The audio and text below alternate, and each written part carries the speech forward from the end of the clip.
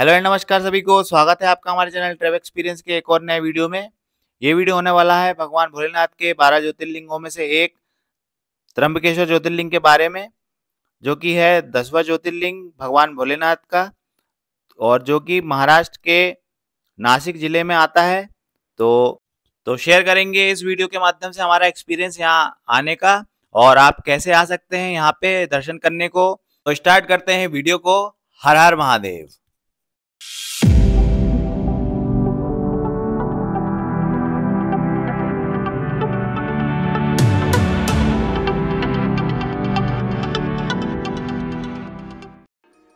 हर हर महादेव दोस्तों। तो मॉर्निंग में सुबह सुबह हम बढ़िया फ्रेश होके तैयार होके दर्शन करने के लिए निकल गए थे, जहाँ रुके थे हम त्र्यंबकेश्वर में। तो यहाँ पे जो मंदिर प्रांगण है या फिर जो बोलिए कि ये यहाँ से जो एंट्री ली हमने द्वार से, तो यहाँ एंट्री फीस लगती है 50 रुपये कार की। तो हमने यहाँ पे एंट्री फीस दी और आगे बढ़े। देख सकते हैं आप, और भी लोग पैदल पैदल जा रहे थे। हमें भी शायद पैदल ही जाना था, पर हमें मालूम नहीं था कि कितने दूर हो सकता है रास्ता या कितने अंदर जाना है हमारे स्टे से। तो हम लोग ने गाड़ी से जाना प्रेफर किया, पर मैं रिकमेंड करूँगा आप पैदल ही आएँ तो ज़्यादा बेहतर रहेगा। तो हम लोगों ने एंट्री ली। एंट्री करने के बाद हमने देखा और भी बहुत सारे स्टे के ऑप्शन हैं अंदर, जैसे कि देख सकते हो आप हमारे आजू बाजू में जो बिल्डिंग्स हैं। और ये फिर एक और द्वार है एंट्री का।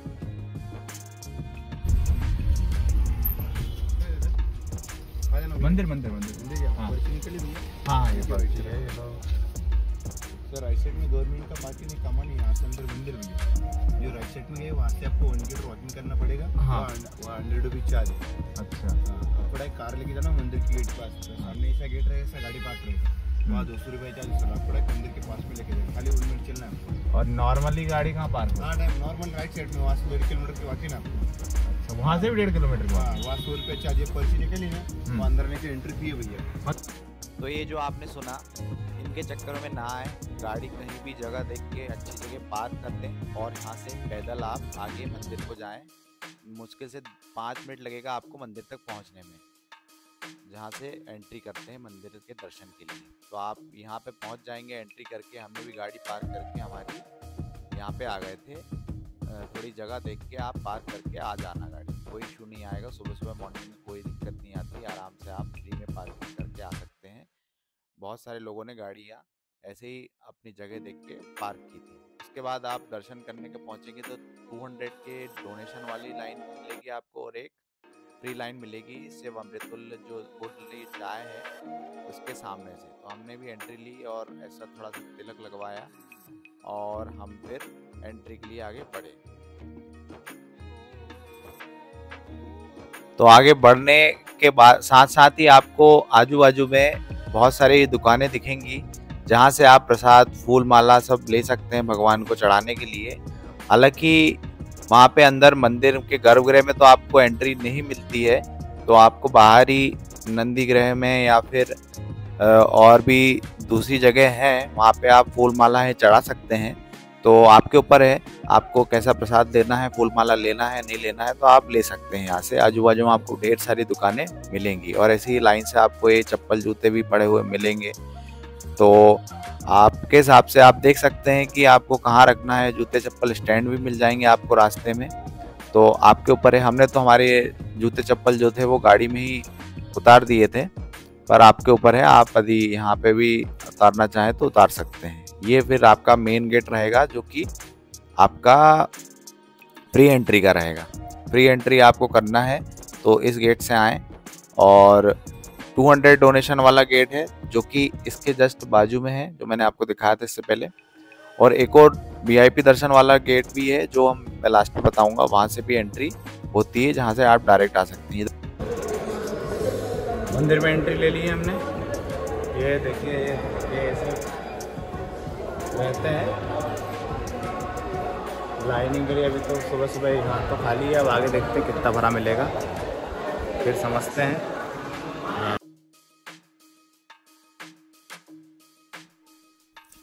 दर्शन मार्ग में आपको ऐसे वाटरफॉल भी देखने को मिलेंगे, क्योंकि मंदिर के आसपास बहुत ही सुंदर प्राकृतिक आपको स्थिति दिखने को मिलेगी, पहाड़ी पहाड़ और वाटरफॉल। उसके आगे थोड़ा सा एंट्री करोगे तो आपको ऐसा मार्ग दिखेगा बीच बीच में, क्योंकि परमानेंट छत नहीं है तो वहाँ पे उन्होंने टेम्परेरी छत लगाए हुए हैं। फिर आप नंदी के दर्शन कीजिए रास्ते में, और फिर ये मेन द्वार है मंदिर का, देख सकते हो आप। मंदिर के अंदर आप चाहें तो अभिषेक पूजन वगैरह करा सकते हैं। आपको बहुत सारे पुजारी मिलेंगे यहाँ पे मंदिर अभिषेक करवाने के लिए, तो आप चाहें तो आपकी स्वेच्छा के अनुसार करवा सकते हैं। कुछ 1100 2100 इस टाइप से उनके दक्षिणा की अमाउंट रहता है, तो आप यदि चाहें तो करवा सकते हैं। मंदिर के अंदर गर्भगृह में वीडियो रिकॉर्डिंग अलाउड नहीं है और हमने नहीं की। हालांकि कुछ लोग कर रहे थे पर हमने नहीं की। तो आप भी आएँ, दर्शन करें तो ज़्यादा बेहतर है, अच्छा लगेगा आपको। तो फिर दर्शन करके हम बाहर आ गए। मंदिर के बाहर प्रांगण में आपको ऐसा कुछ नज़ारा मिलेगा देखने को। बाहर एक बहुत बड़ा सा त्रिशूल है भगवान भोलेनाथ का, और ऐसे कई लोग आपको दिख जाएंगे अपनी फ़ोटो उतारते हुए, वीडियो लेते हुए। और ये जो मार्ग देख रहे हैं आप, ये है लाइन का मार्ग दर्शन की, इसी से हम दर्शन करने गए थे। दर्शन हो गए हमारे मंदिर में, आप देख सकते हैं पीछे प्रांगण में। बहुत ही सुंदर मंदिर है, आप भी आए। बारिश का मौसम देखिए यहाँ कितना अच्छा लग रहा है। सामने पीछे देखिए कितने बेहतरीन पहाड़ है मंदिर के।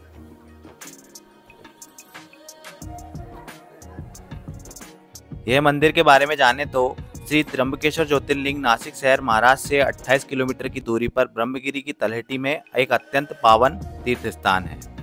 दक्षिण गंगा गोदावरी के उद्गम स्थान पर बना ये शिव मंदिर पेशवाकालीन है, जिसका निर्माण जो है श्री नाना साहेब पेशवा ने करवाया था। इस मंदिर की रचना यंत्रकार की गई है। मुख्य मंदिर के ऊपर पंचधातु की ध्वजा शोभामान है तथा मंदिर 5 गोपुरों का बना हुआ है, जिस पर 5 स्वर्ण कलश स्थापित हैं। संपूर्ण भारत में ज्योतिर्लिंगों पर शिवलिंग के दर्शन होते हैं, परंतु त्र्यंबकेश्वर ज्योतिर्लिंग एक गड्ढे आकार का बना है। त्र्यंबकेश्वर ज्योतिर्लिंग का महत्व जाने तो कहा जाता है कि सप्त ऋषियों में से एक गौतम ऋषि अत्यंत शिव भक्त थे। वे अपनी पत्नी अहिल्या के संग ब्रह्मा जी द्वारा कहे अनुसार यहाँ त्र्यंबकेश्वर धाम में निवास करते थे। एक बार पृथ्वी लोक में भयंकर अकाल पड़ा, जिसके निवारण हेतु गौतम ऋषि ने अहिल्या के संग भगवान भोलेनाथ की आराधना की। भोलेनाथ ने वरुण देव को आज्ञा दी कि गौतम ऋषि की सहायता करें।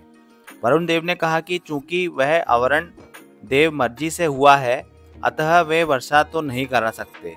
अतः वरुण देव ने उन्हें एक गड्ढा खोदने को कहा और उसे अक्षय जल से भर दिया। धीरे धीरे वहां पे और भी ऋषि मुनि आकर रहने लगे। इसी दौरान कुंड से पहले जल भरने को लेकर गौतम ऋषि की पत्नी व अन्य ऋषि पत्नियों में विवाद हो गया। क्रोधित अन्य ऋषियों ने श्री गणेश जी की आराधना की तथा गौतम ऋषि पर कुछ निमित्त थोपने का अनुरोध किया। न चाहते हुए भी गणेश जी ने एक गाय का रूप धारण किया तथा गौतम ऋषि के खेत में विचरण करने लगे। गौतम ऋषि ने गाय पर तिनके से वार किया और गाय मर गई।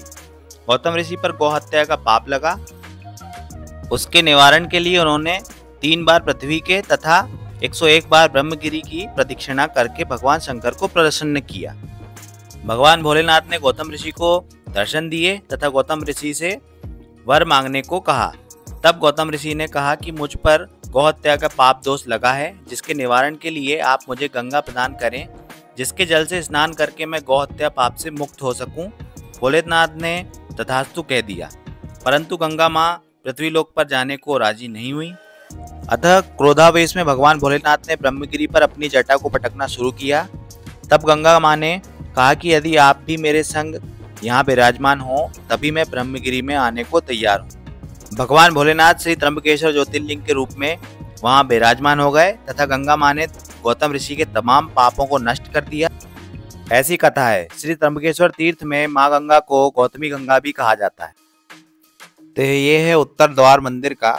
यहाँ से हमने एग्जिट ली और यहीं से लोग अंदर जाते हैं। यहाँ पे यदि वीआईपी आपने पास लिया है तो यहीं से डायरेक्ट एंट्री करवा देते हैं लोग, तो वहाँ से जा सकते हैं आप। और उसी द्वार के बाजू में आपको भगवान का रथ देखने को मिलेगा, जिससे कि भगवान की सवारी होती है या भगवान सवारी पर निकलते हैं इस रथ से।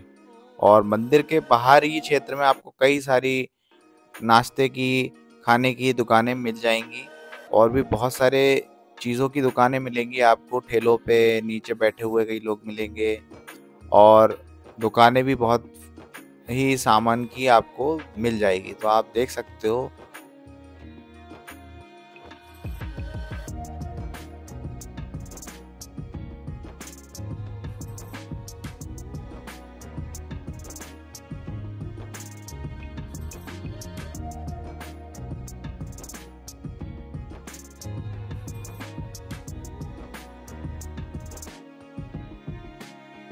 दर्शन करने के बाद हम लोग निकल गए थे कुसावर्त कुंड की ओर, जो कि लगभग 200 मीटर की दूरी पर है मंदिर से।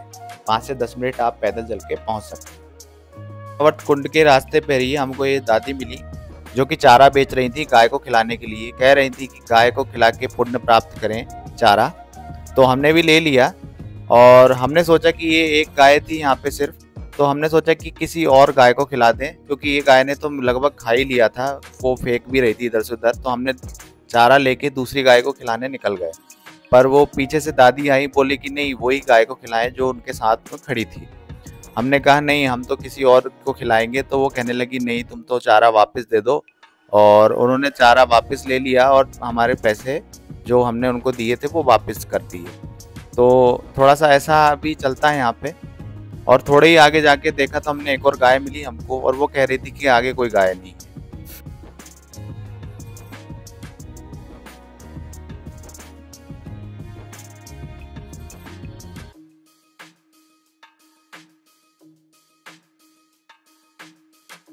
तो मंदिर से लगभग 5 से 10 मिनट पैदल चलकर हम लोग पहुंच गए थे कुसावर्त कुंड के पास, या गंगा गोदावरी मंदिर के पास, दोनों ही आजू बाजू में हैं। तो आप यहाँ पे दर्शन कर सकते हैं। इस कुंड के बारे में भी एक कथा है। कहा जाता है कि गौतम ऋषि का पाप मिटाकर गंगा पुनः शिव जी की जटाओं में जाना चाहती थी।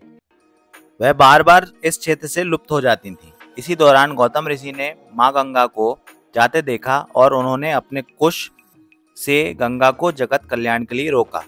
स्वर्गलोक के देवताओं ने भी आकाशवाणी करके गंगा को समझाया और गंगा माँ यहीं रुक गईं।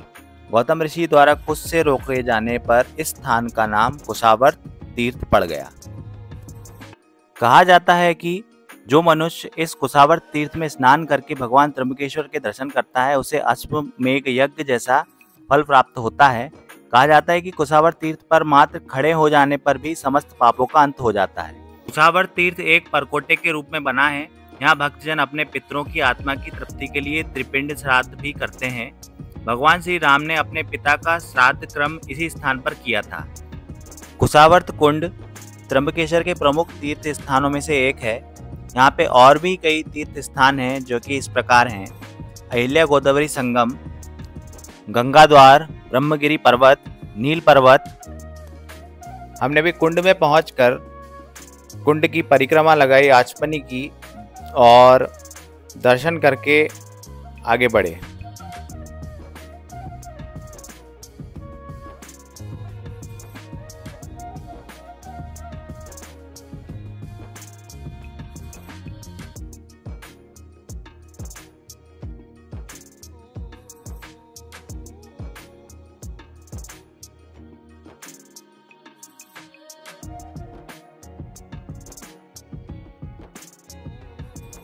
कुंड के बाहर आपको प्रसाद की, कुछ कपड़ों की और नाश्ते वगैरह की आपको शॉप्स मिल जाएंगी।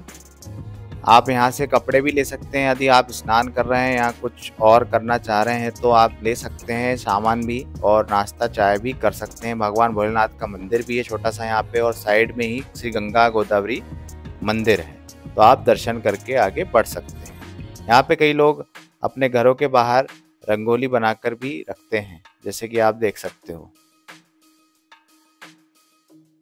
त्र्यंबकेश्वर ज्योतिर्लिंग दर्शन करने आने के लिए आप नासिक तक जाइए। नासिक में कनेक्टिविटी अच्छी है ट्रेन की, तो आप भारत के किसी भी प्रमुख शहर से नासिक तक ट्रेन से आ सकते हैं। और ट्रेन से आने के बाद नासिक से आप बाय बस आ सकते हैं। बस बहुत सारी चलती हैं यहाँ से, गवर्नमेंट की, प्राइवेट बसेस दोनों चलती हैं। तो आप जैसी सुविधा हो आपको, वैसे आप आ सकते हैं त्र्यंबकेश्वर तक। आप अपनी पर्सनल कार से भी आ सकते हैं, चाहे तो आप कैब करके भी आ सकते हैं। रोड की सुविधा अच्छी है यहाँ तक आने के लिए। लगभग 1 घंटे का समय लगता है नासिक से त्र्यंबकेश्वर आने के लिए, क्योंकि थोड़ा ट्रैफिक रहता है रास्ते में, पर रोड कंडीशन अच्छी मिलेगी तो आप 1 घंटे के लगभग पहुँच जाएंगे त्र्यंबकेश्वर तक नासिक से। यहाँ पर दर्शन करने के लिए आपको 1 दिन का समय पर्याप्त है।